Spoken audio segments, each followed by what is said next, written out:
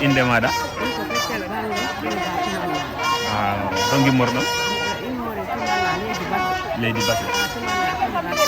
an ko wonno ɗo teppere moɗon ɗo donc ko debbo président o min nanguno min nangi nene e nder ɗum noon ko tiidide woni hakkude amen tiididen noddini en wini en fof hedde mitin banque minen e matta o ngaro mitin o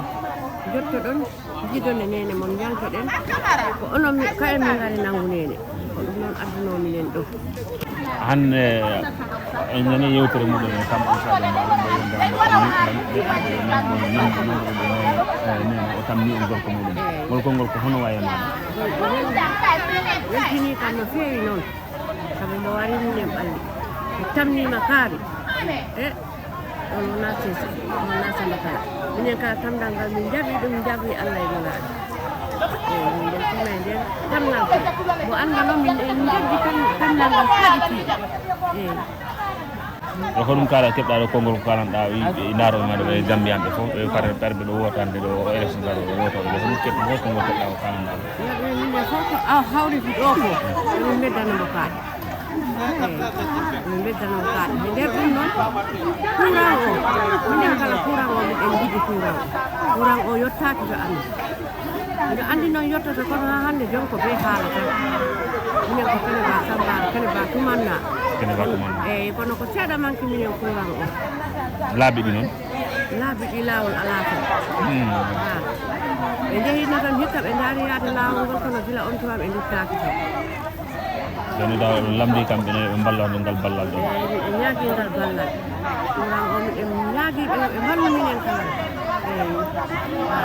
jarama a salminama nena a salminama eyo min kala mi salmini on fulɓe TV salminima fulɓe TV mi salmitima on inde ma nde inde am ko Maimouna Diaw eyyi ndimbutu man eyyi ok ɗon wona ko wonno ɗo han lawol moɗon ɗo han ko woni lawol amen ko jaam tan e jaam ko Sidi Déme wanno dillere amen wondema mitin ɗi heeɓo ɗo han tawi noon miɗen pari gimmagol toon ara nanga Sadio Baro men minen ko hata yimɓe temeɗɗe nayo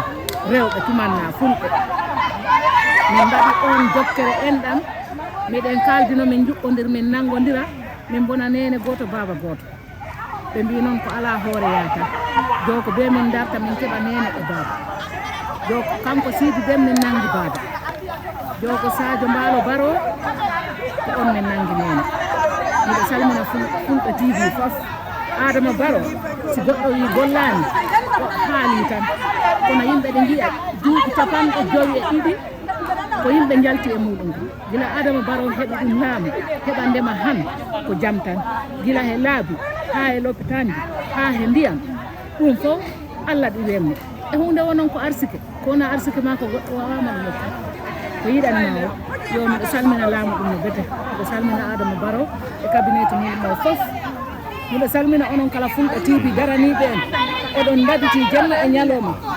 oɗon gokkira ñuusuji oɗon kollira ñuusuji miɗo weltani Allah miɗo weltani on miɗo salmina debbo gonɗo he moɗon noon yejjita inde nde